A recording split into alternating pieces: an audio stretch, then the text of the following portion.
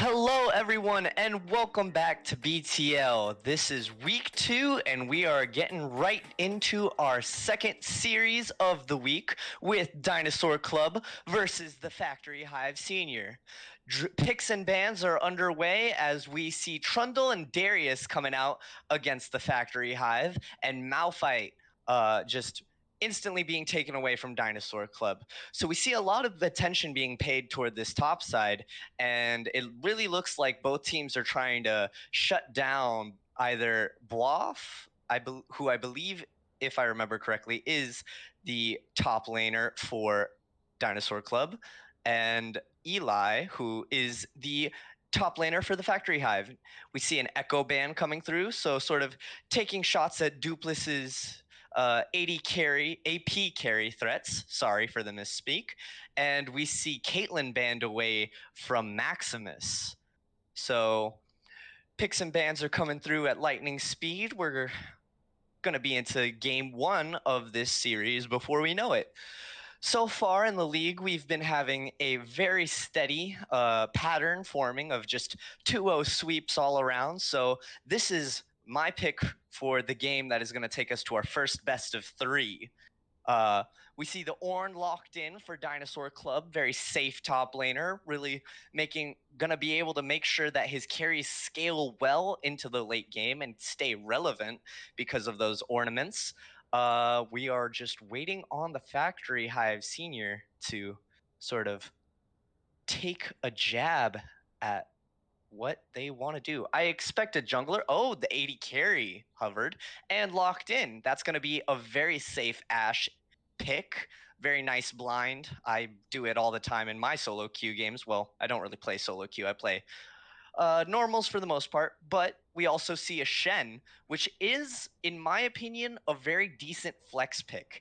It's got the global ultimate. It can protect and engage pretty well, but we see Dinosaur Club picking up another relatively safe AD carry, not trying to force their hand too quickly, neither team, because they both realize that these are threats that they are dealing with here in week 2 of BTL, as we see the Ezreal being locked in, and the mid laner or the support. Oh, Morgana being locked in by Dinosaur Club.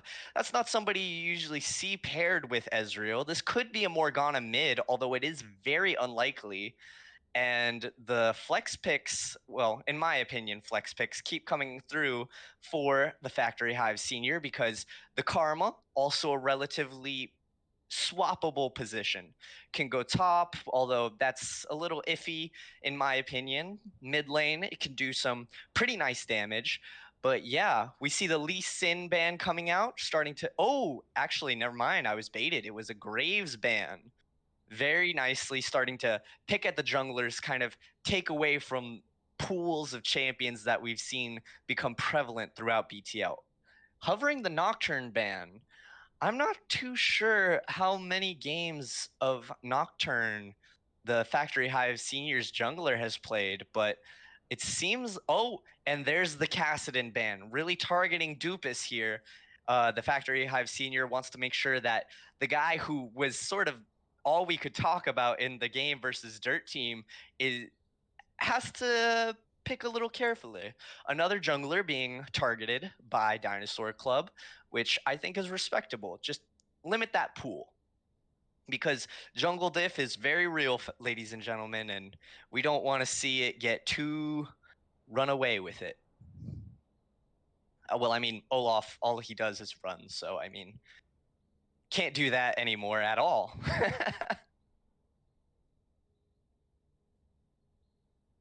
Volibear locked in for the Factory Hive Senior. Still not sure what we're going to be seeing in each lane, because again, these are all really flexible picks coming out of the Factory Hive Senior, specifically in regards to the top lane and the support role. I do think that Shen is a decent support. I think he's underrated. Lee Sin. Now, see, the Factory Hive Senior was hovering this ban. Maybe they might have wanted to have taken it because Lee Sin can be very impactful at the very start of the game. good Lee Sin players are usually able to keep that sphere of power up until about the 15-minute mark, right into the mid game. But he definitely does have some fall off potential. But I do, excuse me, um, I do see a lot of mid-game power spikeage here, and the Fizz is locked in. We have not seen Dupus on a Fizz, but it is keeping up the tradition of AP assassins that are coming out of Dinosaur Club. And the Oriana being hovered to maybe try and counter that, restrict movement a little bit. Just a really safe mage pick. They are hovering it for a while, and that will be a lock in. So this is our draft. Overall, I think I like Dinosaur Club's comp here. It's really sort of interesting. I do think that there is a whole lot of engage coming out there. Really solid engage, actually, from Dinosaur Club.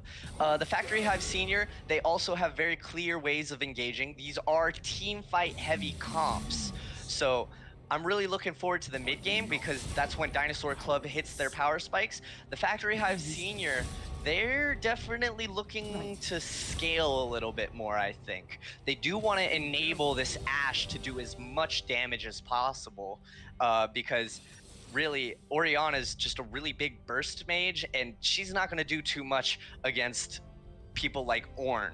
So really just the onus falls onto Ashe and Volibear to get things rolling in the mid game, try and shut down this Lee Sin, try and annihilate these AP assassin before it gets too out of hand. Because we've seen Dupus just do absolutely nutty things when he's left to his own devices.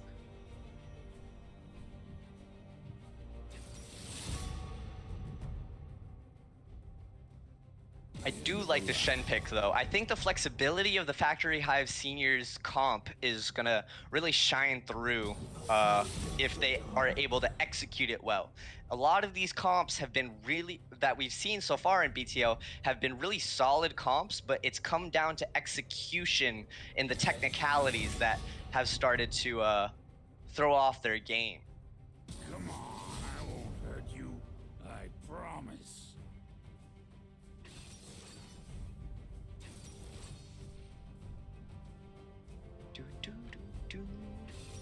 I vibe with the client's draft music so much.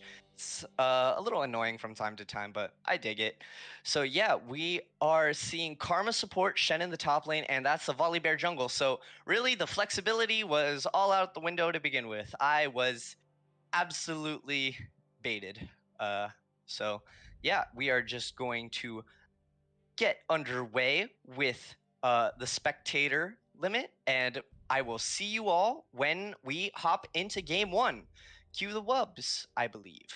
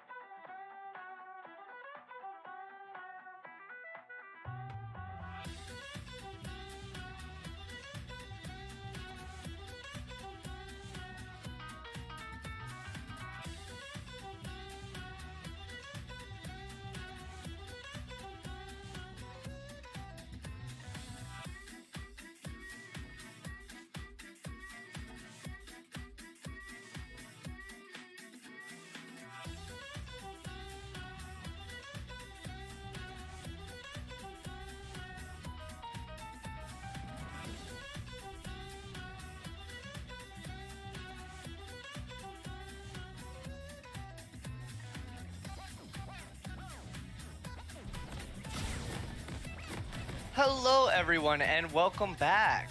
We are getting right into our game, and Dinosaur Club has dropped their very second Dino fact.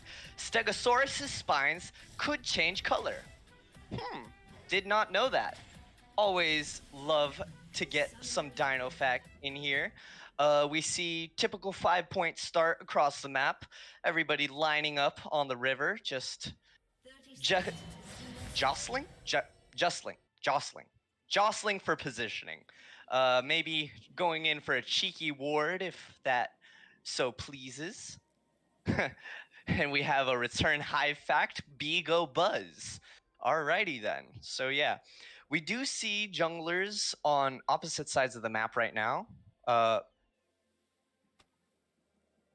Bees have at least one eye as well. That's also very interesting.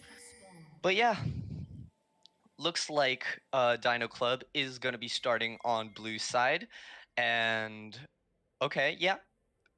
Going blue starts for both teams. We will see how this plays out. Oh, very aggressive positioning in this bush by Dinosaur Club's bot lane. But little do they know, the Factory Hive Senior is helping out with a leash. But they're staying in the bush. They're gonna go for a cheeky play here, I think. Oh, that's the bind connecting. Lots of poke being traded immediately. And I don't think that was worth. I would have preferred to have just gone with a normal start, but I mean, poke is poke. Classic. I am looking to see Dinosaur Club pull off some shenanigans in the early game because they have drafted a Lee Sin. His most powerful peak is pre 5 minutes when he can just sort of 1v1 anybody and sort of do decently. I do think that Shen in the top lane is a really reliable tank, of course, don't get me wrong, but I think that was me being joined by In Defiance. Welcome to the cast, man. Hey, is my audio actually working? Please tell me yes. Yes, I can hear you loud and clear. You'll love to fucking hear it. Oh, cussing, my bad. We see a bit of a protective gank coming in from the mid lane. In Defiance, we didn't have you here for the draft, but just sort of taking a look at both teams' comps, what do you think? I'm still looking at it. I'm trying to which teams are this again? This is Dinosaur Club and the Factory Hive Senior. Okay. I definitely I like both of these comps, to be honest. The only thing is the THFS. They're on the right side, right? Yes, they are red side. I'm gonna say that I like their comp more for the fact that it is easier to execute. I think both comps have their strengths, but I think the comp on the right is much easier to execute. You think so? Because I was actually saying the other thing. I was saying that I think that the Factory Hive Senior sort of has a lot more moving parts. While we do get a gank early. This could be Bloff going down. He is taunted, uses the flash, but that's a return flash, and that will be first blood for the Factory Hive Senior in the top lane.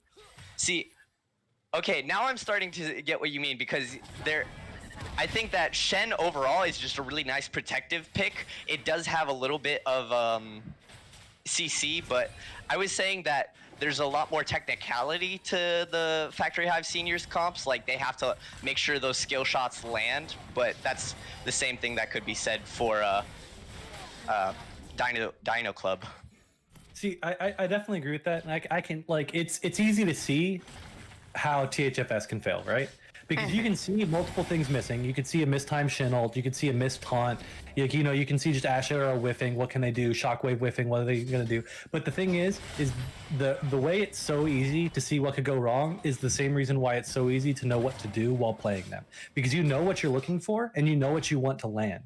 And I really like seeing that in comps because I think playing really hard to execute comps really just makes games like this more difficult. Definitely. And The thing is too is that even though Ornn is good like late game protection, like the late game potential of THFS is really really good. The thing is too is that if Fizz isn't able to actually push his lead and then get picks, he can be more useless in team fights, especially with the Shin, Orianna ball, and even the like peel from the Volibear itself and Karma Shield. That's a lot for an assassin to try to go through. So you're really trying to have like this really great execution and mid and jungle synergy between the Lee Sin and Fizz. And I feel like it's really asking a lot for those players. So basically, to like see this game go really far in their favor, you're gonna have to see a lot of plays made by Dupless. I mean, we definitely have seen it before, because if I remember correctly, he was the what, like 19 kill Cassidin at level 16? Actually, it was a 20 bomb. Oh, it was the 20 bomb.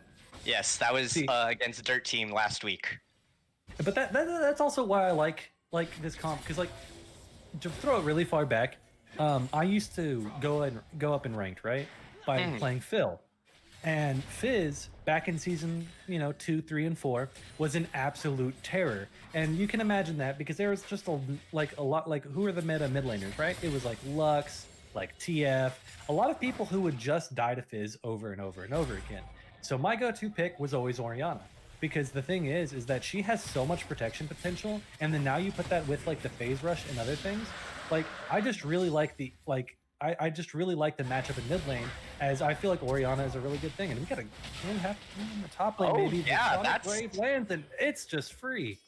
Yeah, that was the onus being on Dino Club. They show that they are able to execute, at least for now.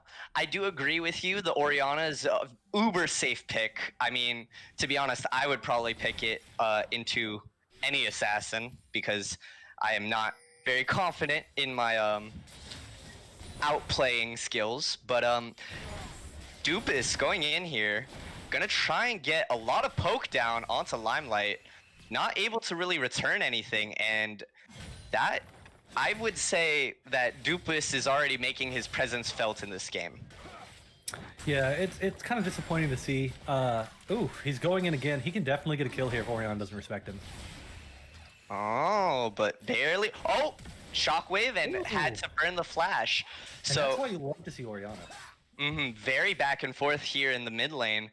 I'm still hoping for a little bit more out of this Lee Sin pick here, but we do see an extended skirmish in the top lane. I think these oh wow, that's a lot of damage coming out of Orange. Jesus Christ. See, this is what I don't like. Oh, are we gonna try to see a solo kill on Orange? I mean, it's definitely possible. The Bruiser, Assassin, Mage, Tank, 80 carry, AP carry can do it all, but we see, oh, that was just clean from, sorry, checking, the Delightful Jew. I love that name. But yeah, again, picking up a clean kill there in the mid lane and sort of furthering his goals here in this game.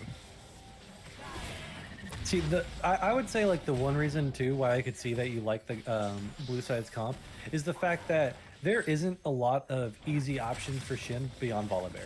Like, or I said Shin, the Fizz, because Fizz, like it's hard to hit him with a Shockwave. The Crystalline Arrow is almost always gonna miss unless the Fizz misplays or mispositions, and then like Karma doesn't have like a lot beyond the snare, and so like it's one of those things that THFS has to play a calm, collective, pick-oriented game, especially with their comp. They need to rely on the Volibear going in for like a lot of the ganks and counter ganks to get a lot of the things they want done. They should definitely not be trying for the solo plays, because even though Ori can sometimes trade, we've seen Dupless's skill and mastery in trying to actually like trade and eking out advantages in just HP and whatnot. And this right here is why I don't like the Tiamat rush by the Shin. I think especially after you get ganked early and then running into Ornn period, it's just difficult. But this is Volibear making a return gank to the top lane. Bwaff escaping with a sliver of health, but the ult will kill him. That is 2 kills for the Volibear in this game. And to be honest, I think I like the gold Diaspora more on the blue side, because already getting a kill for Dupus, making sure that he's going to be able to do well. Binding connects, that's a lot of poke, but Karma's just going to be able to shield a majority of it up, and the gold is tied despite both First Blood and First Drake going over to the Factory Hive Senior. I do definitely like Volibear's pathing. I think you're. Ooh, we got maybe a fight going on in the mid lane. He's just gonna have to back off. Landed the fish. Didn't get much damage off, but did get the flash out of the Orianna from what I can tell. I agree with you. The gold is definitely where it needs to be on the, because you definitely want it on the carries. You want to facilitate the Lee Sin and the Fizz to just cause as much chaos leading into the mid game. And like the thing is that it's nice to have gold on Volibear. Trust me, because he's generally banned every game I try to play him. It's not fair. So, but here we got another return gate. Ooh, the quick flash. It's sometimes just a little bit too easy. But Doofus just ignites Orianna down. But we did see in that time, Laughing Sky got Rift Herald. The Factory Hive Senior has shown exceptional objective control, and this might be another dead Ornn, but no, he just eased away to safety. And this is why, like, you can't keep hard focusing the Ornn. Like, sure, it feels like it's easier kill, but what I would like to see out of the Volibear, even though he's played a very good early game, is that he needs to just kind of like hover mid. Like, one thing that it's really hard for junglers to learn, especially in a competitive environment, is that people think that ganks are the end-all be-all, right? And so you see an overextended laner, and you're like, let me just go ahead and gank them. But sometimes you should notice like what's vulnerable, right? So his Orianna burns flash, and this comes to a lot of like comm issues. So that should already be known that his Orianna has no flash, and that probably like Lee Sin is going to be looking for them because the bot lane is playing extremely safe and back. And just this level of mid jump control leads to a free Drake. Yeah, for sure.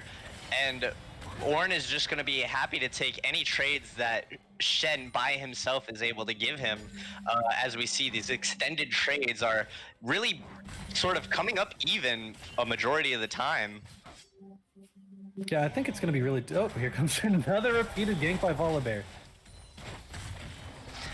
And another reason why while I do think it's nice to shut down the Ornn early, another reason why I don't think it's such a good idea for the Factory Hive Senior is because Ornn's just going to be an Ornn regardless. He's still going to get ridiculously tanky. He's still going to be very hard to kill, especially in the late game. And if you're not shutting down Dupus, who already has 2 kills, a 200G bounty, I mean, that Fizz, we've seen him go 20-0. We've seen him do ridiculous things on AP carries, and we see a binding connect. That was an epic, but Shen is TPing down.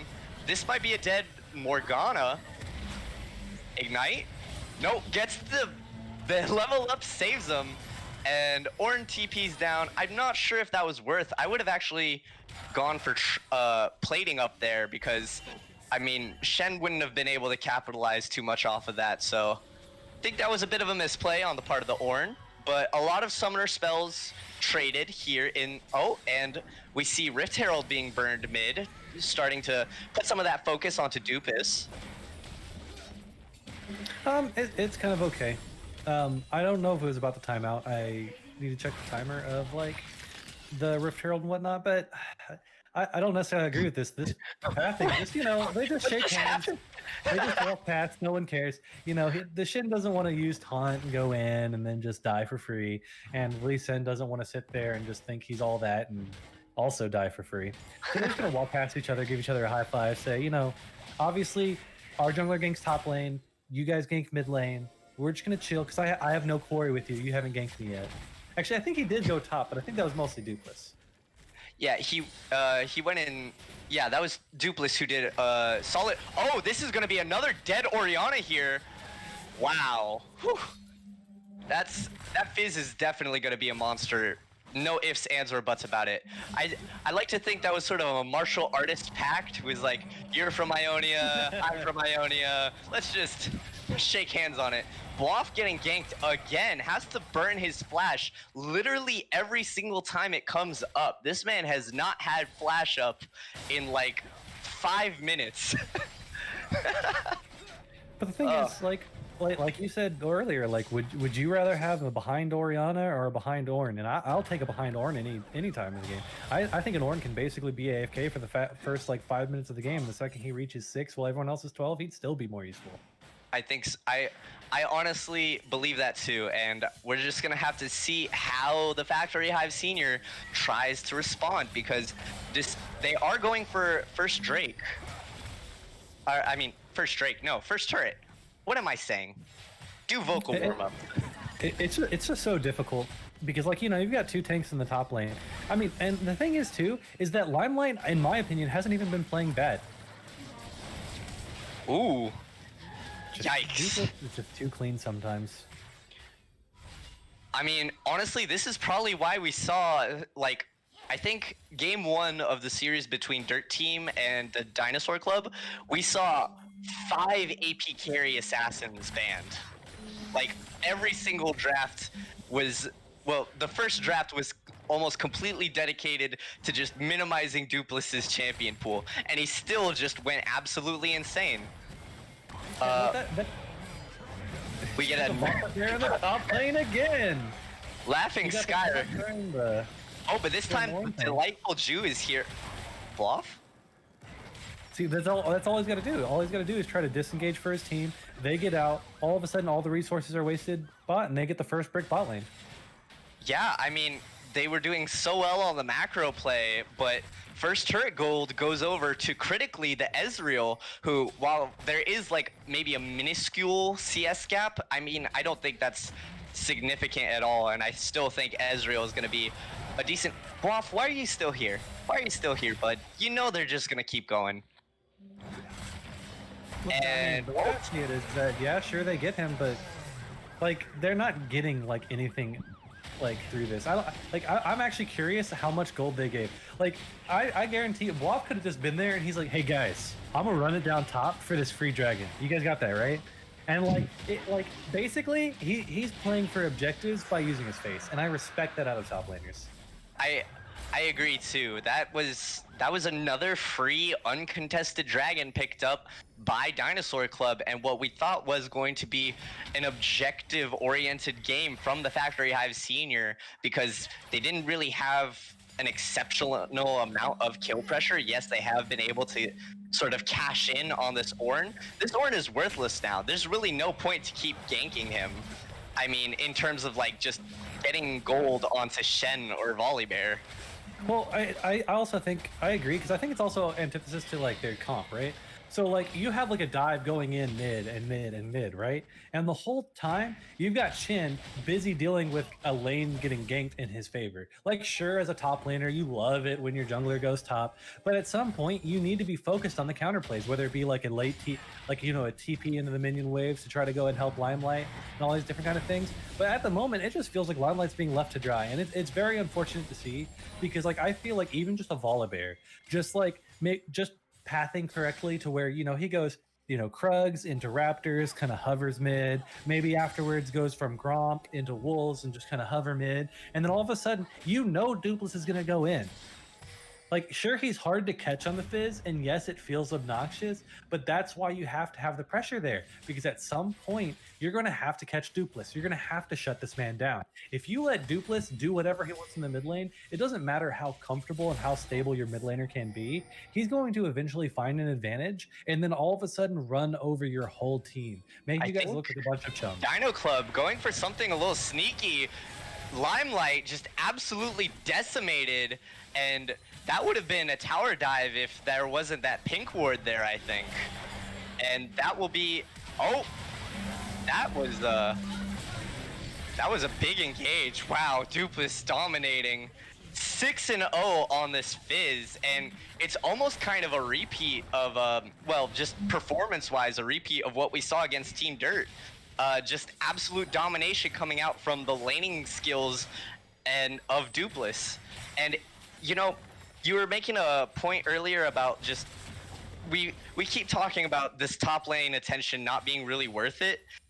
And just to hammer that fact home, looking at the CS differences, their jungler is down 30 CS, and despite being ganked 4 times, Ornn is still up in CS over Shen. I mean, meanwhile, Limelight is down 30 CS as well. I mean, it's just really not worth it in terms of this focus that's being paid attention.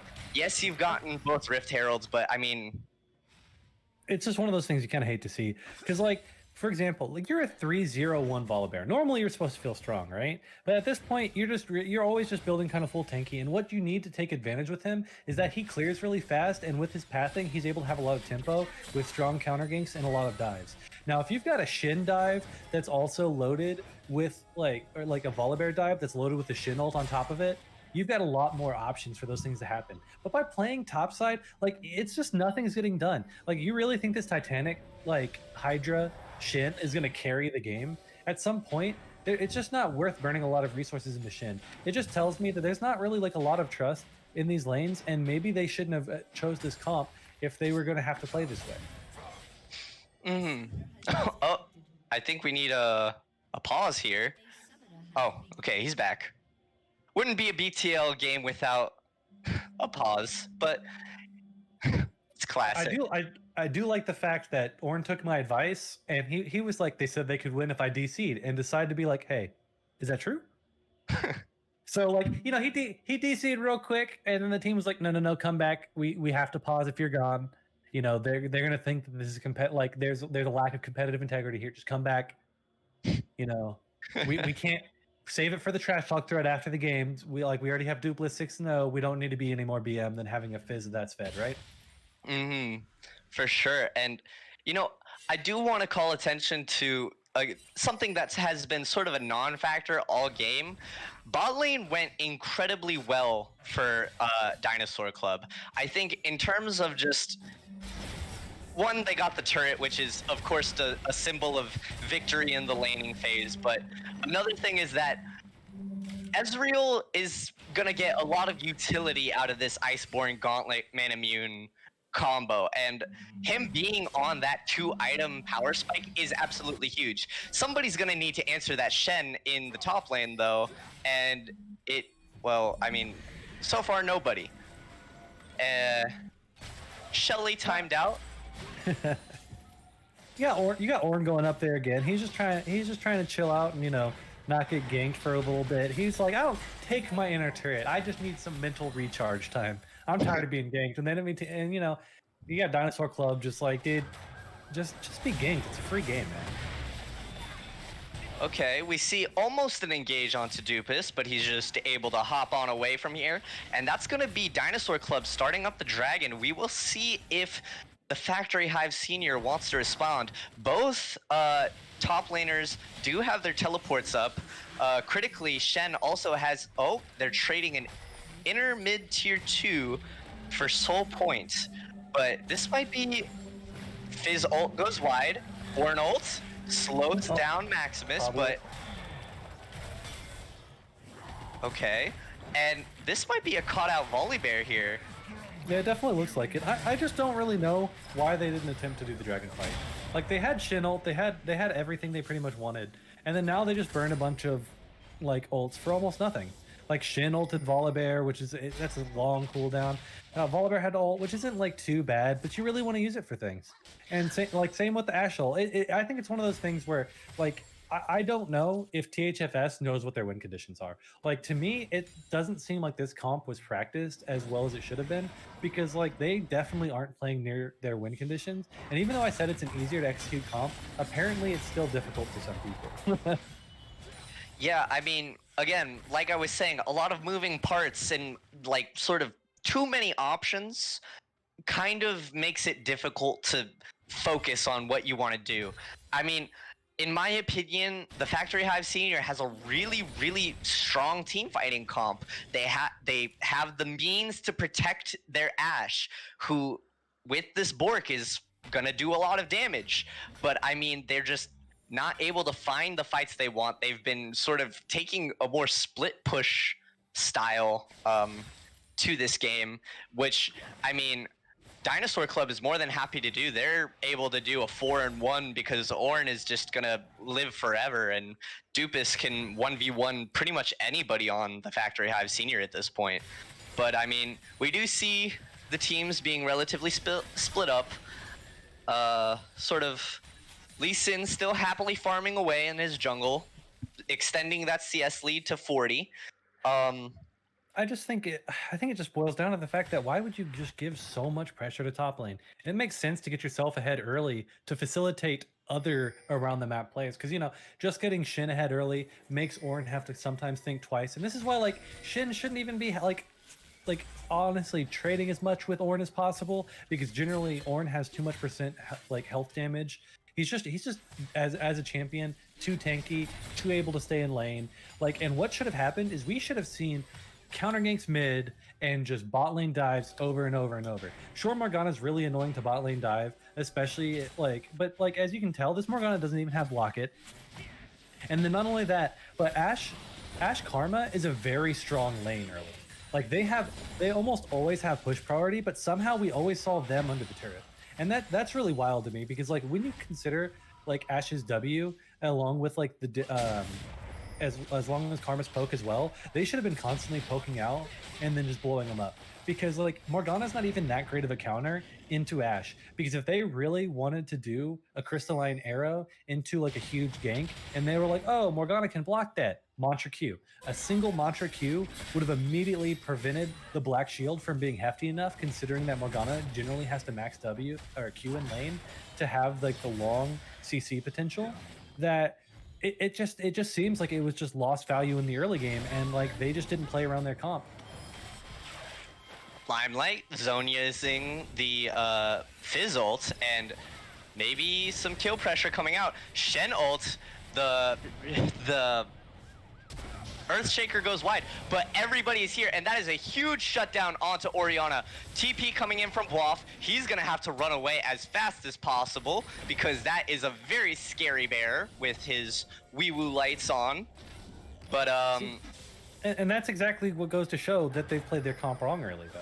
They did that to a 6-0 with Zhonya's Fizz, who had Flash at 26 minutes in. They could have done that at any point instead of leaving their mid laner out to dry. Limelight literally was made to look bad this game because his team didn't facilitate him. And I mean, honestly, I still think the macro play from the Factory Hive Senior has been really good. Despite like how much we've been ragging on them, they've been able to keep the gold lead to about 2,000 to 1,000 CS, and they are up in turrets, specifically in the mid lane, which I think has the most macro pressure of all. But that is a rooted Limelight. That's going to be a dead Limelight, and oh no, Shen. This was not the fight that the Factory Hive Senior was looking for, and Ezreal able to do a ridiculous amount of damage. Lee Sin getting a little overzealous, will go down. Lee Syndrome. He tried to insect there, but a quadra kill. The Penta? Nope. Karma doesn't want to give it. Aw. I've seen 2 denied pentakills today from 80 carries. This is unfair. This is 80 carry harassment. Sven deserved that pentakill in the IMT game. I will maintain that. Hey, say what you want about my team losing yesterday and maybe even look poorly doing it, but at least we knew when to run it down into that Caitlyn and make her feel better about herself. And Dupless is gonna be attempting to 1v1 the dragon. I don't know if he does. This is. It's Fizz. He's got it eventually. Yeah, I mean, it's a lot of damage, and his teammates are here to back him up. But what I was just saying about the macro play is completely out the window, because that is Ocean Soul for Dinosaur Club. That is an inhibitor gone in the mid lane, and now, I mean, this is like I was saying there. Well, I haven't said this before, but there does come a point in sort of every game where the team that has the onus gets that onus removed from them. And right now, this is Dinosaur Club's game to lose. 3,000 gold down isn't an insurmountable obstacle, but I mean, just a 4-0 Ezreal, a 6-1 Fizz, and an Ornn who has his ornaments already upgraded. That's scary. Yeah, I think you just really get to look at basically like all of the item breakpoints and like what does Dinosaur Club not have that they want? And I think like the thing is at this point, if you're THFS, all you want to do is like literally stall the game for as long as possible. It does really help that it's only a 3k gold difference, and that really just means that the longer you stall the game, the closer in gold you are. And like the thing is that the comp of Dinosaur Club, in my opinion, doesn't really scale that well. Right now, this is the strongest Ezreal is going to be all game long. I agree with that, but I do think that Ashe is definitely a late game scaling champ, but it doesn't necessarily have the same crazy punch as like say a Jinx does, and that was almost a very dead Volibear. Had to use the ult to get away. That is a key engage tool down for the Factory Hive Senior. While they do have many of them, I mean, have we even seen a crystalline arrow hit this game? I haven't seen one personally. I saw one even cancel the Ornn ultimate. You know, it wasn't bad. Yeah. Like, but see, that's the problem. Like, if like they're playing around topside, right? And then like even if you've got Ashe and you can totally make a play at some point, like you have to be extremely cautious because like what happens if all of a sudden Fizz just runs bot? And we're getting ready for a Baron fight. Will they be? They will not be able to steer it, and Dupless is gonna go straight into a 1v1 with Shen, sort of saying 1v1 me fool, and that is Laughing Sky. Ooh, caught out of position there. I would have just given it. Your ultimate's down. You really have no way of getting into that base, and Ashe might be caught out here. Is able to just scamper on into the base, but I think this is going to be the final push in game 1, and what a convincing win by Dinosaur Club here. They do have a very small minion wave though, might want to wait for that, but supers are pouring into the base very shortly. And that, ladies and gentlemen, should be GG if they don't decide to play for KDA and absolutely throw. Hey, don't. I was about to say, Dupless is going to go in. We all know Dupless is going in. So you can easily see a Fountain Dive in the future. Let's see if they take the win over the kills. Wow, those Morgana Qs do some damage. And just padding the KDAs out a bit more. GG, ladies and gentlemen. That is game 1 to Dinosaur Club. So what would you like to see? What kind of comp would you like to see come out of the Factory Hive Senior? Really come back in this, yep. So in terms of their comp, I don't think there was a lot wrong with it from the perspective of it's a team fighting comp. I do think that when you have too many options, it gets a little hard to execute on, but still, it was a solid comp. Don't get me wrong. See, I loved their comp, but my problem with it is like it's not even that they had too many options. It's like they had 2 good options. You like, in my opinion, like just to break it down in very, very simple forms, I do think they have like a lot of options with their comp. But the way I see it is like all you want to see is a nice like you just want to see like either counter ganks mid. He doesn't even have to gank Fizz. He just waits for Dupless is going in. Like everyone knows Dupless is going in. My grandmother, who's not even watching, knows Dupless is going in. So like at that point, you really just have to expect like a counter gank would be super effective. Like especially with the way Lee Sin was pathing to definitely put Limelight like really far behind. It should have just been one of those things where like we constantly saw counter ganks and then punishing the Lee Sin's positioning because they were literally going under the turret and being extremely aggressive that I felt like it was super easy to punish those mistakes. And I feel like THFS, they just kept making the wrong option play. Like just don't go top. Like you got the Rift Herald. What you can do then is like recall with the Rift Herald, go bot lane, force like first brick on that turret. If they don't respect you guys, go for a dive. You've got a Shin who now has a lead because of all the ganks you've given him. You've got a Volibear who can turn off the turret. You have Ori with teleport. I feel like at this point, they really kind of boxed themselves off. And like the only thing that makes me feel really good about it is I never felt that Dino had enough of a lead that like if they played their comp correctly, then like the game should have just been over. So like I feel like easily TFHS though, they can take solace with the fact that in my opinion, while doing things wrong, they were able to still stay kind of even in the game and stabilize. Like the fact that they were like even when it was looking hopeless, they were what, 3,000 gold down? That's great. Yeah, that was the most the gold lead ever really got, in my opinion. In terms of their playstyle, I think they may have wanted to draft maybe a more split pushy comp. Maybe a carry top laner. Yeah, that might somebody who can take hits but also dish it out too. But we will take a quick break while we get ready for game 2. Para, cue the wubs, please.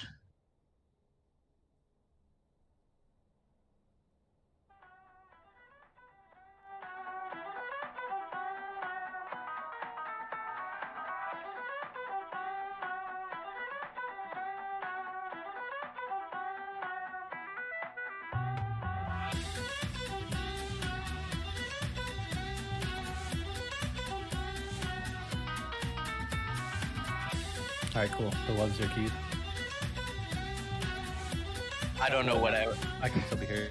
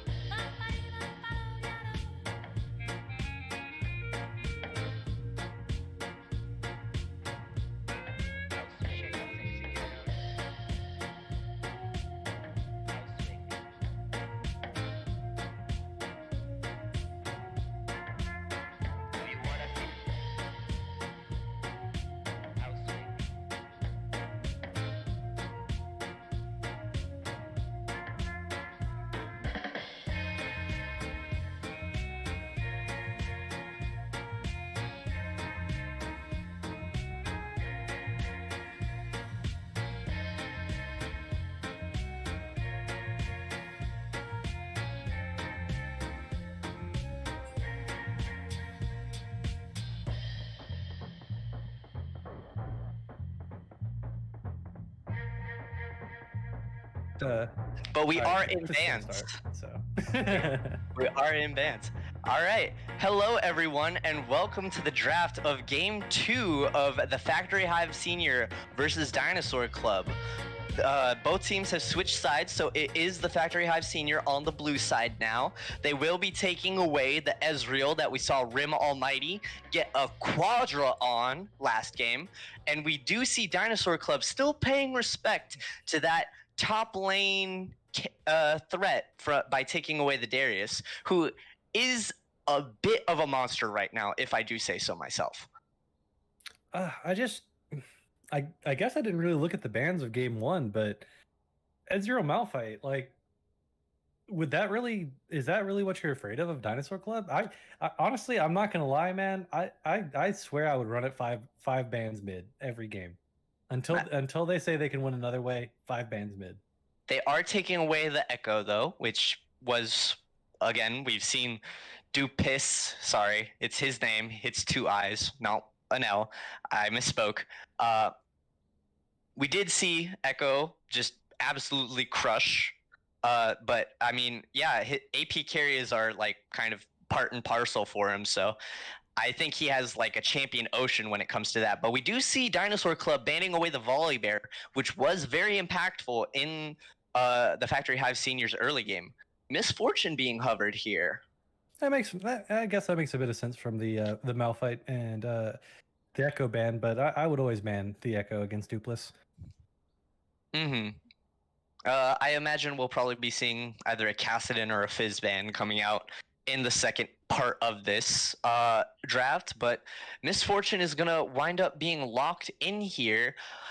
Personally, not the biggest fan of Misfortune. She used to be a bit of like a mainstay in terms of just pro play and everywhere in between, but I mean, her lack of mobility really puts her at a disadvantage, especially when you like start to consider or when you get an Ashe. Yeah. Also that, I mean, maybe she'll be able to be quick on her feet and dance around the arrows, but those auto attacks sure are gonna hit like a truck. And we've already seen what Rim Almighty can do on a mid-game scaling champion. Let's see how he does on a champion that has a fairly strong early and late game. We do see the Ornn being locked in again. That was pretty comfortable for Boaf, although a lot of resources were paid attention to him. He was still just as much of a factor as Ornns usually are in games, so comfort picks being brought out here by Dinosaur Club. Cho'Gath. That just makes the Malphite pick or ban even more confusing for me, because I feel like going Misfortune and then like banning Malphite, I can kind of see it, but like you need to go a safe AD carry against Duplis. Like Duplis will find you, he will kill you. Well, I mean, we didn't even really see Duplis like roam bot at all. Like bot was 0-0-0 like up until like 10 minutes, I want to say. The Cho'Gath will be locked in. I'm not sure how Sejuani as well. So tanky top and jungler being brought out here. Sejuani, great with the engage. Definitely looks to create some disruption in the early to mid game. The Malphite, I'm pretty sure that's one of Boaf's main champions because Malphite was banned last game as well. So Lee Sin. I could see that, but like if you're going Cho'Gath and Sejuani, like I feel like those champions deal with Malphite very well. And like I think Ornn, you just can't really shut him down, and he'll always be useful. Mm-hmm. Whereas Malphite definitely has the potential to be shut down. A lot of respect being paid. They're changing up their draft. I don't know if it's for the better or for the worse, because I mean, I don't see just a whole lot of. I mean, yes, Misfortune does a lot of damage, but I do see very clear tools for shutting that down on the side of Dinosaur Club. With Syndra being banned away, we have seen a lot of Syndra play in BTL. It's keeping her off the table. Cassidon going to be banned away from Dinosaur Club, really targeting Dupus, just making sure, hoping and praying that he won't be able to solo kill Limelight.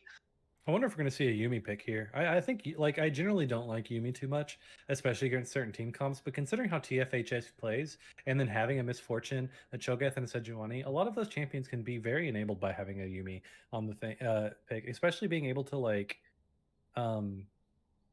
especially being able to actually like handle the comp coming out of Dinosaur Club. The only problem is that Misfortune is. Okay, yes, the last ban was the Cassidon ban. I believe we saw that. Thank you, Para. I think the pick messed up, maybe.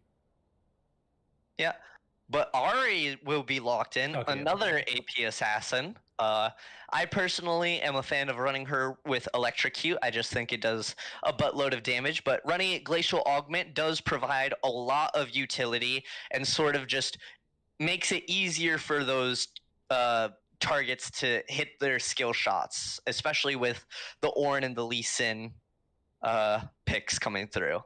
I generally prefer Glacial Augment for sure, just because I feel like control over team fights is always more important than like Electrocute and whatnot. But we're seeing the Yasuo come out. Oh, I love to see it. Can't wait to see Yon in the Rift as well. I think that is going to be a very fun champion, although he does seem to be a little busted, and I just banged the table. Oops. But yeah, Yasuo, great pick here.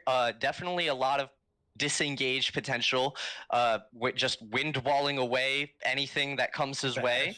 The Ash Arrow, the Charm, the Sonic Wave, the Ornal. It's a fantastic pick. But the problem is, though, is that if you're not willing to give the resources to Limelight in the mid lane and then help him survive the lane phase against like Dupless, then like it's especially watching game one, it's actually crazy that they went for this comp in this game. But I still really actually enjoy their comp a lot. And as long as they can keep the Misfortune alive against the Ash Leona bot lane, I better see a cleanse come out.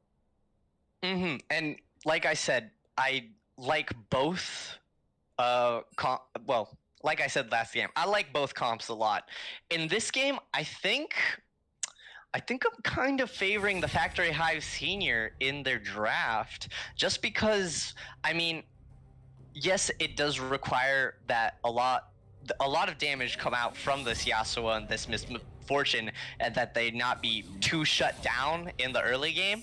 But once they get the ball rolling, I mean, Cho'Gath and Sejuani will be able to protect Misfortune in whatever she does. Rakan will be able to get some spicy engages, and Yasuo will be able to capitalize on those.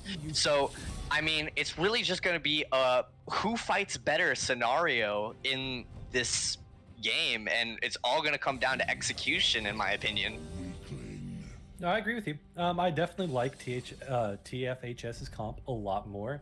But the thing is, too, is I feel like Dinosaur Club's team, it definitely comes off to me as like a team of general like comfort in a way of like you know, on Ash, Leona, Ornn, like Lee Sin, if you can pilot him correctly in R, you kind of know what you're doing. But like with TFHS, I just feel like there's a lot more room for screwing up. You've got an Immobile AD carry, you've got the Yasuo with the infamous 0-10 power spike, you've got the X-Smithy like Sejuani ults, and then you've got a Cho'Gath, which Q is just kind of hard to land on. It's definitely very questionable, but if TFHS get a single wombo off at any of these dragon fights, though, the game can immediately turn on the head, even if Dinosaur Club is able to get the early lead. This is true. However, I will say Dinosaur Club does tend to stick to their guns. I did check the masteries while we were loading in last game, and almost every single champion that Dinosaur Club had picked, they had at least a level 6 mastery on. So, just lots of power individually coming out, and experience coming out from Dinosaur Club that they have been able to put on display here in BTL, with them being poised to take their second 2-0 series, unless the Factory Hive Senior will be able to put a stop to it and bring us to our first best of 3, which I do think this is the game that will do it. But we will Old claim, friend. for sure. But I like to double down on my bold claims. Meanwhile, we will get ready to load into game 2 of the Factory Hive Senior versus Dinosaur Club. We will see you when we get onto the rift. Para, please cue the wubs.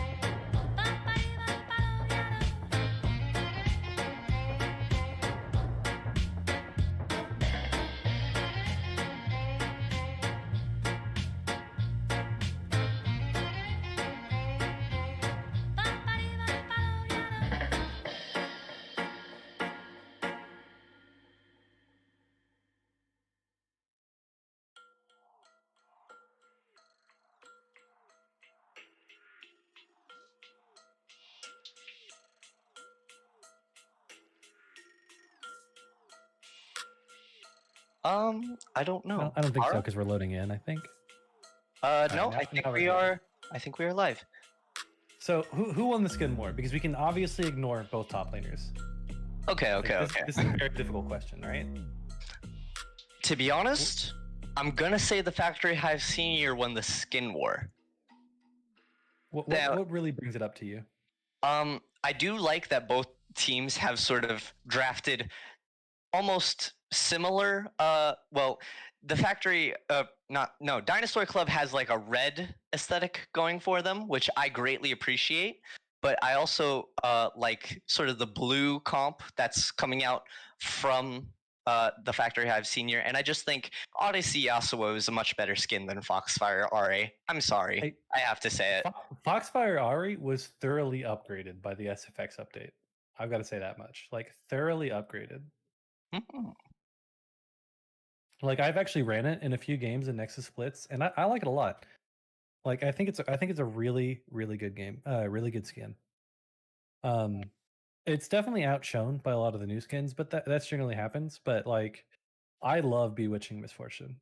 like like that's a spooky bot lane. Bewitching Misfortune and IG Recon. Well, I mean, IG Recon just because of the implication that the guy who is playing it is at the same level of who was IG support when they won Worlds. I forgot. Was that Core JJ? No, what? That's wrong league, dude. Come on, I'm come on, stupid. man. I'm stupid. Core JJ Samsung Galaxy Oh, or that's it. Genji, I get whichever them one they were. confused. I get them confused because they have IG, similar IG I aesthetics. think was Baolan. I think it was. Okay. But yeah, You may remember Baolan from playing a metric ton of All-Star games. always loved me a good Alistar game, not gonna lie. Dude, I love All-Star because you really just can't milk those. And he did get buffed recently, so I mean, he is viable again, in my opinion. That cool cooldown makes the combo a lot easier to land. True, true. See, the funny thing is that I actually would have liked All-Star into this comp, but Rakan just has a lot more options, and I think it's just easier to sometimes play as a support when you've got like a lot more options. You've got shielding. It's definitely a lot easier to peel sometimes. And like, if you're All-Star, there's just that some part of you that you're like, I must wombo. So like you got to be careful sometimes because like especially when you got a Yasuo on your team, it definitely messes up your mindset for peeling. Hmm. Although I will say, actually, there is a fair amount of ways that Yasuo can get his ult off, not just using his Q knockup with the Rakan knockup and the Cho'Gath knockup. However, that does involve they land said knockups. So You've also got the Sejuani Q. So I mean, there's a lot of options. mhm. And that's what I like about it is because even though like TFHS's comp can be like harder to execute in a way, like the thing is like if you mess up one button, that's why you have like 4 more buttons. That does make sense.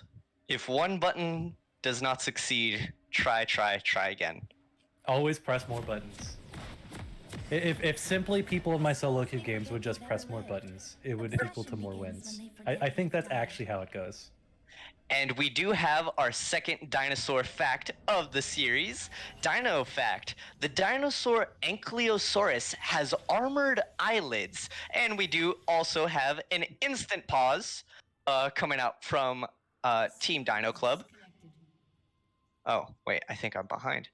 Hive fact. Bees might have 2 eyes. Maybe. Okay, the 80 carry is still connecting. We're all set, fellas. Don't worry at all. That makes sense. I was wondering what was going on with that loading screen. Somebody's playing with McDonald's Wi-Fi. It's fine. That's impressive. Honestly, kudos to them. I wish I had the balls to do that. I get upset. If you're on Dinosaur Club, right, and you're on McDonald's Wi-Fi, I think you're just loving it. Getting carried. You got duplets in the mid lane. As an 80 carry, you're like, what do? I push waves. That's a good part of the game. I just push more waves. Take turrets sometimes, hit objectives.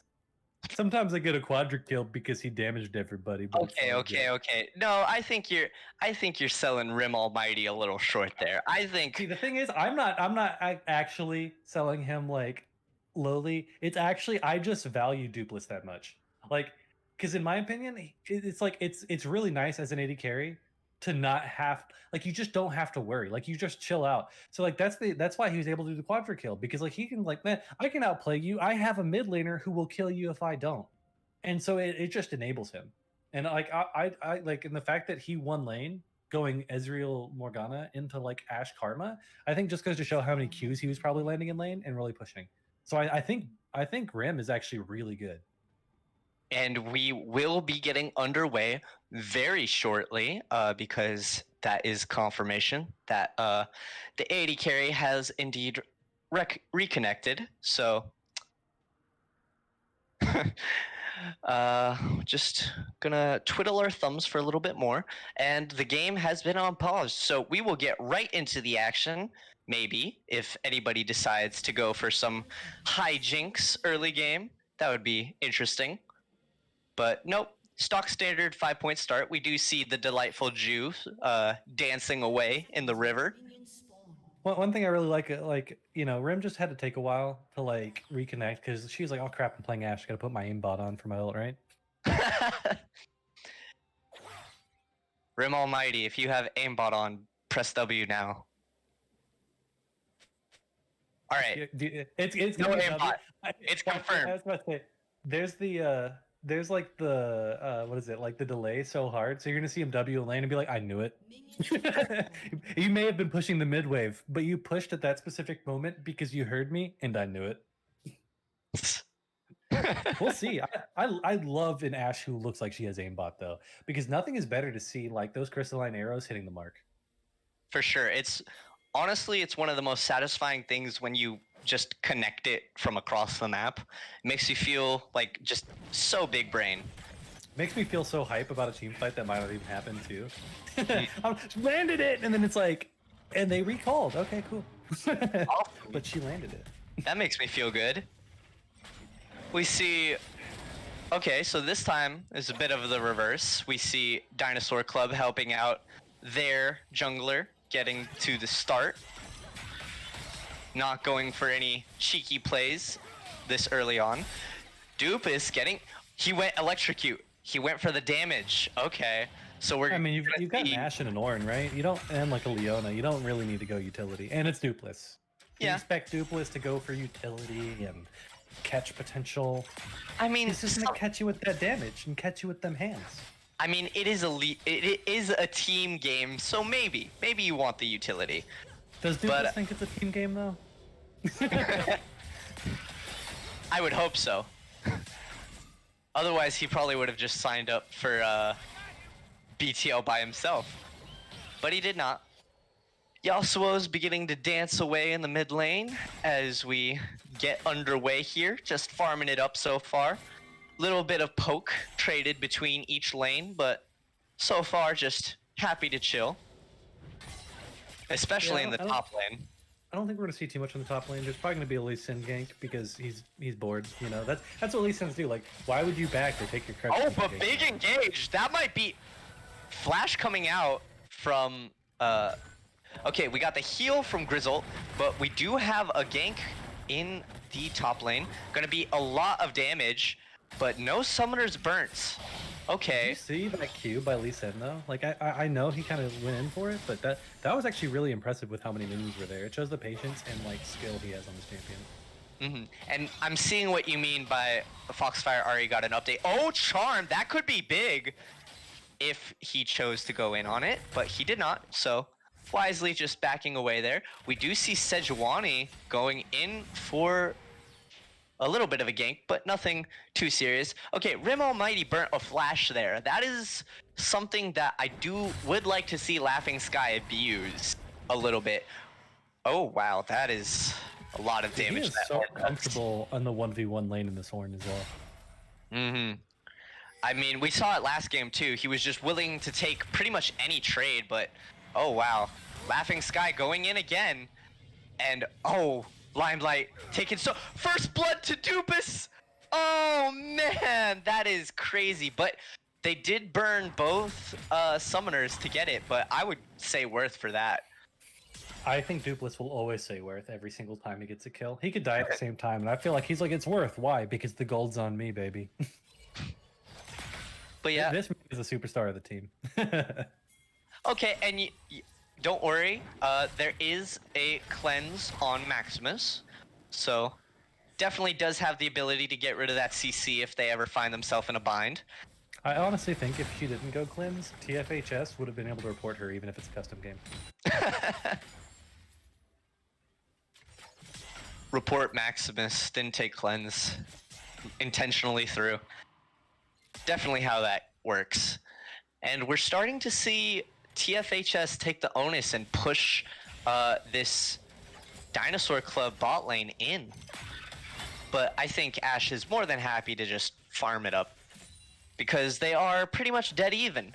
We do see some preliminary wards being placed in the bot side, sort of paying respect to the fact that Dragon is an objective.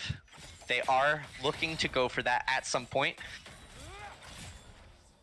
In fact, Dupus is going to be spotted out on a ward on a potential roam down bot, but will just easily back away and respond to Yasuo in the mid lane. That Misfortune skin is so good. It's so solid. Why no prestige? And Coach Kirk looking... You know what? I would like to say that somebody who I think is kind of undervalued in terms of just casting is supports. I think that Coach Kirk has been doing an impeccable job, and in fact, they're going to go for a very early 6-minute dragon. I mean... Well, when you've got the lane pushing you do in both mid and then pushing in bot lane like that, it's very easy. I don't think they caught Sejuani recalling on a ward, but if they did, it was just a really good and easy call. And sometimes like it's a good thing to do a vision check on Dragon because there's a lot of times you can just get free objectives, especially this early in the game because of map priority. Well, I mean, the Factory Hive Senior definitely had vision of that because they have like 3 wards in the bot lane. Limelight gonna be caught out again by a charm with the wind wall down, but Bluff getting camped both games, and that is going to be a kill over to Cho'Gath, getting ready to work on his gains, chewing on some of that protein powder, but he is 10 CS down, so. Oh wow, I'm actually surprised that it was a grasp Cho'Gath. Like I understand that like it's like really good for the lane and it helps you kind of trade back into the Ornn, but I really expected to see like an AP like AP Glacial Shroud Cho'Gath. I think. Oh, it's and Limelight getting caught out again. This might be. Oh wow. Honestly, I think Limelight might be misplaying Yasuo a bit here. I don't think sure? that. Yeah, I don't. In solo queue games, I see Yasuo do this all the time, so it might be the optimal play. Okay, fair. I mean, yeah, Yasuo 0 and 10 can still do a pentakill worth of damage, but I mean, I think that Yasuo is such a safe pick, especially into Ahri. I mean, you do have wind wall up. You just have to make sure that I don't even think that Ahri's like skill shots are too hard to sidestep, especially when you have your E. As he gets caught by a charm again, but I mean, that is the minion wave, I think. Definitely. Because he definitely has a lot more mobility there, but Limelight is just kind of greeting out for like a lot of these minions, and it especially sucks to see. But we see a gank coming on the top lane. And Bluff is gonna go down here again. Did he burn flat?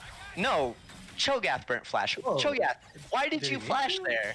No, that was kill confirmed. I don't know if maybe he thought that maybe Ornn's flash was up. Maybe he forgot that Sejuani had literally just ganked. But that is going to be Rift Herald for the Factory Hive Senior as they do start it up. And we see Lee Sin kind of stealing away this red buff, doing some counter jungling, making sure that he gets a nice hefty lead as he did in last game. And that is going to be turret plating going over to Rim Almighty. He is getting a lot of gold so far in this early game. Coach, I know this is kind of like a minute detail, but I really like Coach Kirk's positioning because like it's people don't realize that as support, like you can win so much and make lanes really nice by just like You see, he's just threatening. Like right there, yeah, I think he might have been getting a minion. But most of the time, he's just walking back and forth and constantly saying, hey, I can go in if I need to. They're looking for a dive. Crystalline Arrow connects. That is a lot of CC, and Dupus is on a killing spree, kind of kill stealing it a bit there. TP comes out from Cho'Gath, but it will be a wasted opportunity as Boff does not follow, just content to grow his 20 CS lead out even further. But going back to your point, yes, I hate it when supports play like, pardon my language, pussies. I absolutely hate it. I mean, you're like 90% of the engage in this lane and you're playing behind me? Dude, come on. But one thing I think I recommend to supports who want to play like Coach Kirk and then like want to have just more impact in the lane without necessarily making flashy plays is, as silly as it is, just watch the Support is So Easy video from Afromoo. It's really is a good funny view into how like you should lane and position yourself. wow, Dupus has been on point with these charms. I'm not even joking. Wow. Did they? No, they didn't do a lane swap, but I mean, Eli has just been smacked around in this lane. Oh, Dupus getting a little overconfident here. Will go down. That is an early shutdown, and that is the kind of pressure we wanted to see from mid lane last game. The gold is only 1,000, or not even, a couple hundred between, and Dupus got shut down early. That is a 350k, or K. 350 gold going over to Sejuani, making it nice and pretty. And this might be tower going down in the mid lane. No, it won't be, because Coach Kirk is there to just protect it by the hair of its chinny chin chin. Honestly, I know they really wanted to set up for Dragon, but I think they should have just taken the first brick. It would have been very nice for their team comp. For sure. And this is a lot of weird positioning coming out from both teams. Kind of splitting time with their top laners in the mid lane. I mean, See, honestly... Yeah, I was about to say, like, that's exactly why I was questioning, like, the positioning of them, because, like, they went that way to get, like, control of the Dragon Pit, and then they immediately cede control. Like, at that point, just take the first brick, and then if you have to trade the Dragon for it... Misfortune stole that! With the bullet time, a great bullet time. Oranhorn gonna come out, double knock up. That's a huge Yasuo ult. Limelight's gonna get a kill. Limelight's might even get a double kill. Dedicates a flash to it, but this game is all of a sudden in the Factory Hive Senior's favor. Laughing Sky feels comfortable enough to just go in on the Delightful Jew and take. I mean, wow, that was just. I expected to see some Lee Syndrome for a second there. I mean, that is mega props to Factory Hive Senior.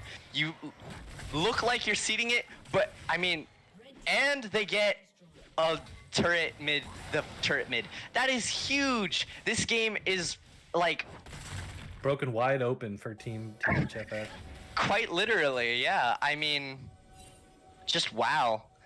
I mean, I don't know how I feel about leaving it up to just bullet time to steal away a dragon, but I mean, really solid props to Maximus there. And now it goes to show it's easier to win if you just press more buttons. Write that down, chat. Press buttons, win. Press buttons, get dragon. It all comes down to who R's first. Everything else is secondary. You know what's funny though? As that sounds like a joke, with these two team matchups, I honestly think that's almost close to reality. I mean, in a dumbed down version of League, I would say so. Limelight feeling very comfortable now as he has completely, ooh, wow, hitting both knockups. And I mean, Limelight's gonna definitely be a bit of more of a threat this game than he was last game, purely because Dupus got shut down in the way he did. In fact, Dupus died again without getting a single kill. So this is really... That's the standards he had. You're like, there wasn't 3 kills before his next death. Is this the downfall of Dupless? Dupus wash confirmed. Crystalline Arrow gonna go wide. So is the charm.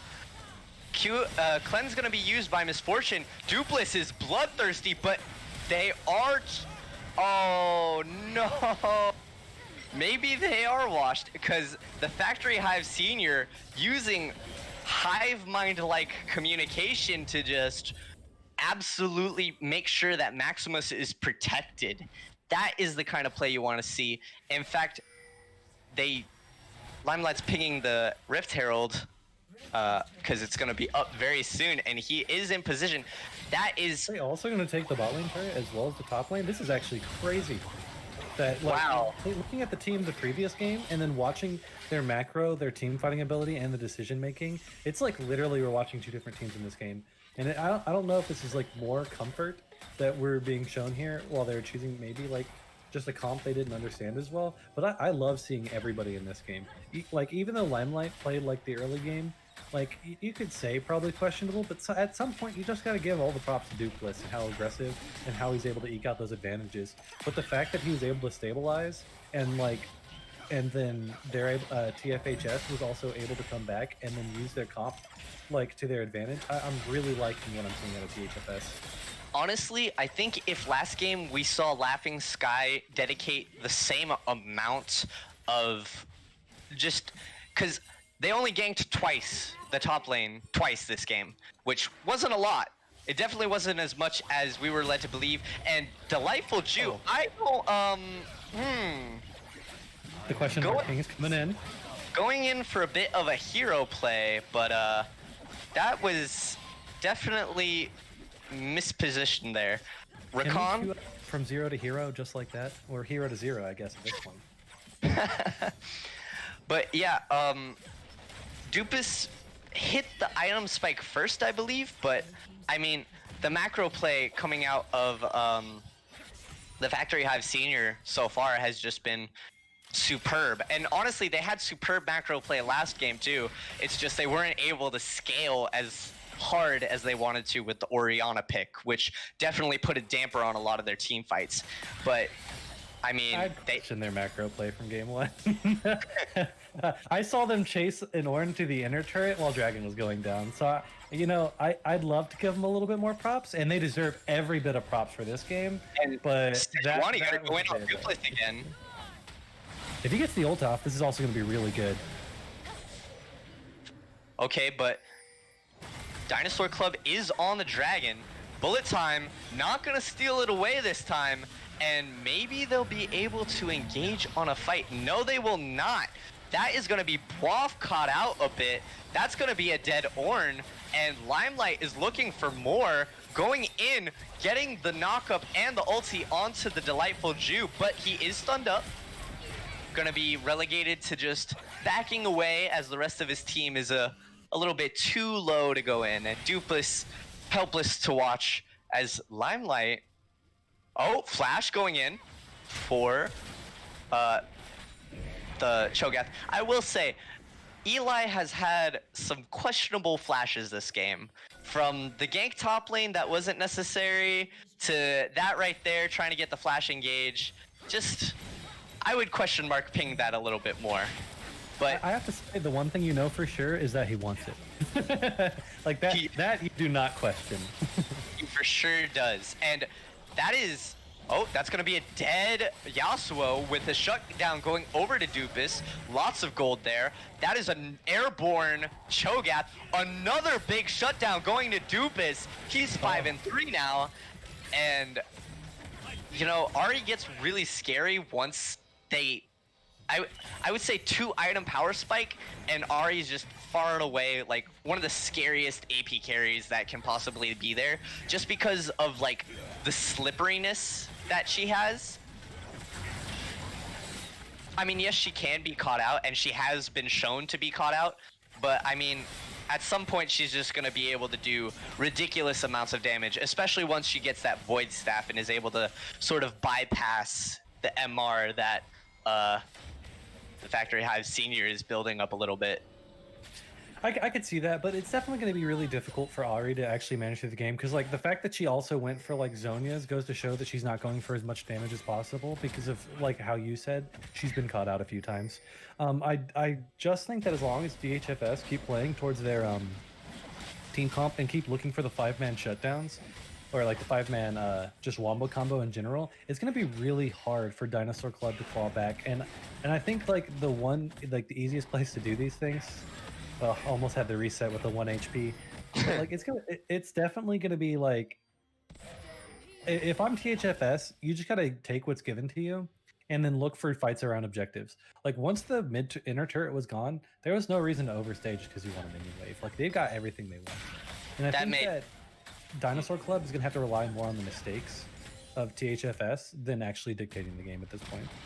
The gold lead is only 2,000, so I do think Dinosaur Club has still a bit of onus in terms of just maybe taking a couple of fights. They can't be as choosy as they want to be, especially when they're playing on the back foot like this.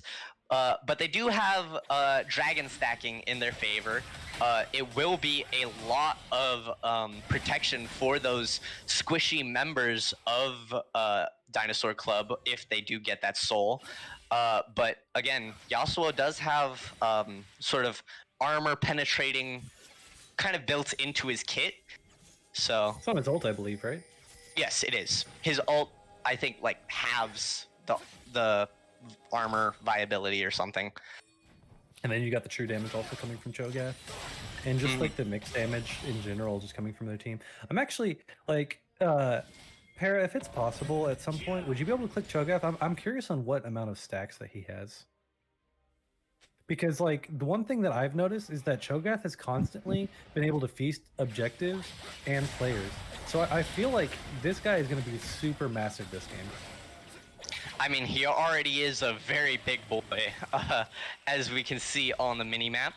But I will say another thing that definitely makes it a lot harder for the Factory Club, or for Dinosaur Club, as a Crystalline Arrow goes wide on Misfortune, is the fact that they don't have...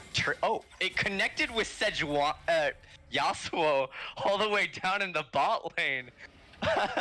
That's a bit funny, but something that does make it a lot harder for Dinosaur Club is the fact that Ari can't look for as many flanks as she would like because they don't have as much safety in the jungle.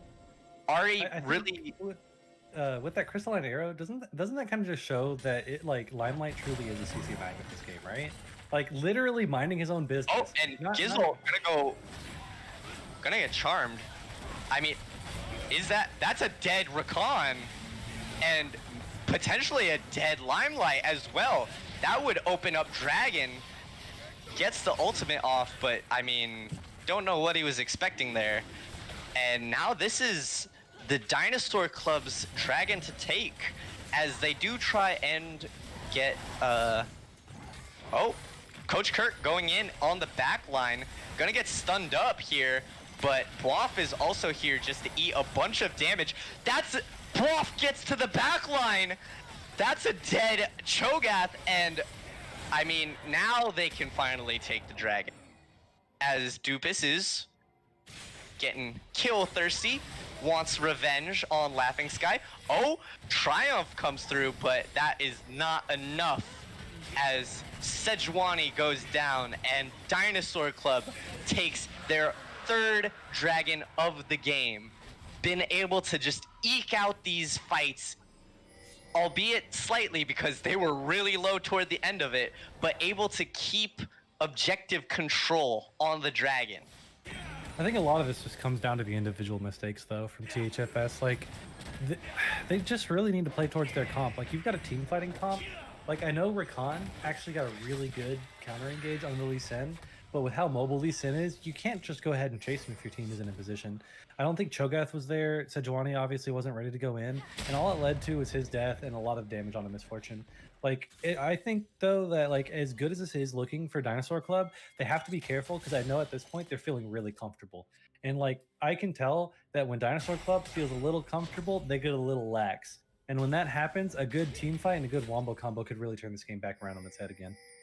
but it's still a very close game. It's separated by about 1,000 gold at most. So, I mean, just really smart play coming out from both teams here. Albeit, I will say that positioning definitely has been a weakness for BTL teams as a whole. We saw Rakan get caught out there and went back in to try and get an engage onto Dinosaur Club's backline. Yasuo was looking for a flank, which after the main engage of Rakan kind of went down, I think he really should have just booked it out of there, but he tried to 1v1 Rim Almighty, who just has a lot of sustain at this point. Dupus feeling like he can kill God with Charms that could not miss though. Oh, I've seen a couple of them miss here and there, but yes, he has been very on point with the charms. He is looking very scary at 7-3, which isn't the biggest KDA he's been looking for. Oh, but there will be an engage onto Dupus. Zhonya's Hourglass gonna get popped, but that's Maximus into the back, or no, Limelight into the back line, and that's a dead Yasuo. Main damage dealer down, and I mean, to be honest, they could threaten a Baron here, for sure. They could at least turn and burn it, for sure. Which would be... They definitely don't have a lot to basically, like, counter-engage on. But the fact that you still have, like, a Cho'Gath up, you always got to be really careful. I think that we should just really watch Dupus in this fight. Eli almost goes down, and so does Rakan. Coach Kirk is in the backline doing work on Maximus. That might be a dead... Witch Pirate? Is it a Witch Pirate? Coach Kirk gets the 1v1 on Maximus and is going in for Rakan. Oh my goodness. Gizzle, Coach Kirk is making support look so easy. All the pressure and everything, just basically like, sure MF got hit by other damage, but we all know that was all Leona all the time, never stop autoing. This is Coach Kirk's game to take. Sure, Dupless thinks he's the carry, but we all know it's the Leona, right?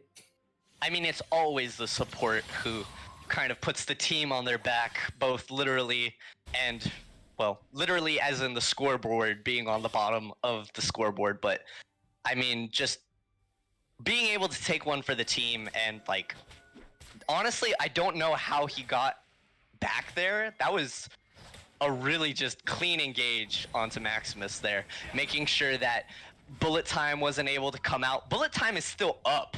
Maximus died without using bullet time in that entire fight. Well, when you got a support with that BD energy coming in, like, you know, it's just really difficult to even deal with it.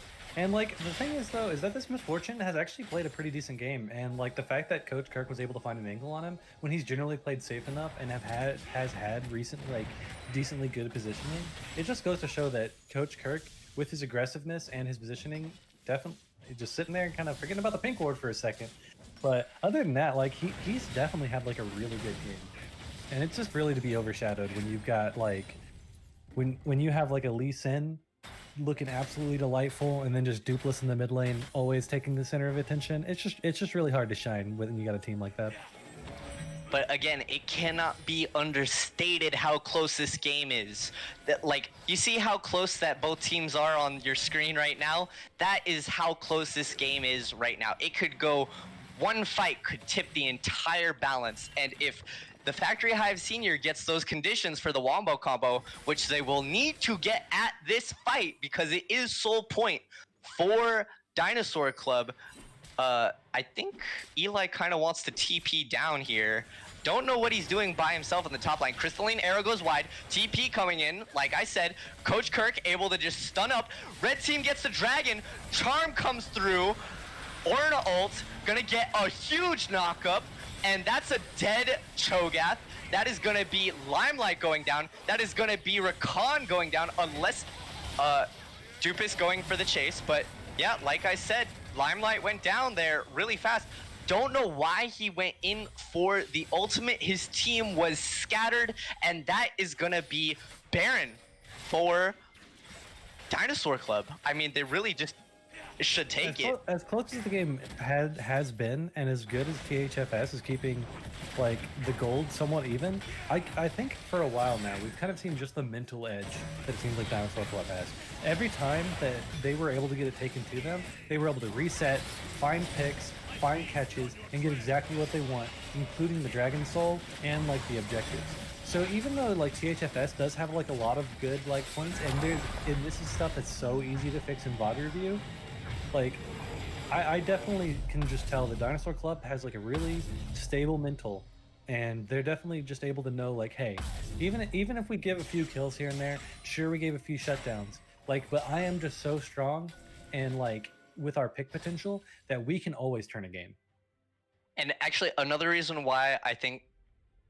Wait, no, I said that I like the Factory Hive Seniors skins better, but I did miss that High Noon Ash has a very cool animation where if they get fast enough, they ride a horse, which I think is awesome and just really cool skin design. But I mean, honestly, I just think that I think the Factory Hive Senior had the tools to close out the game 15 minutes ago. They went into a really big lull state, and Dinosaur Club was willing to take that lull state for as long as possible and get their mental right. And now Eli is going to be caught out here again as he's CC'd for 2 million years, and the main tank of the Factory Hive Senior goes down. Orn getting the kill there. I mean, like you were saying in Defiance, pick potential. Yeah, and that's just the reason why like I definitely thought their comp is easier to execute, is because like you just see somebody, you kill someone, and like that's a lot like what people like Moscow 5 like to do, run back in the day, is like see champion, kill champion are always. Charm goes in on Sejuani. Stopwatch coming out. Bullet time goes a bit wide. Grizzle with the huge knockup. Limelight gonna get a massive R off, but it won't be enough as the Dinosaur Club just cleans house, and that is going to be the second game of the series going over to Dinosaur Club. I was wrong in Defiance. No 3-0 for me. It will be a 2-0 victory for the Dinosaurs as they try to kill the Dinosaur of Cho'Gath just to pad out the KDA. The Fountain won't be able to keep him alive, and that is GG, ladies and gentlemen. Dupless. He's just OP, man. Like, please nerf. Dupus not washed confirmed. That was an I mean, Dupus the washing machine confirmed. Dupus did almost 35,000 damage. That is more than the entirety of the Factory Hive Senior was able to output in that's total. What I'm saying. Rim is good. Look, solid damage, solid positioning, solid crystalline arrows. But when you got Duplex on your team, again, like I said, you're just like, I'm just chilling. What are you doing? We're winning in mid. I'm just taking turrets, taking dragons, winning. Other than that, I just wait for Duplex. I can carry, but why do I need to? You love to see it.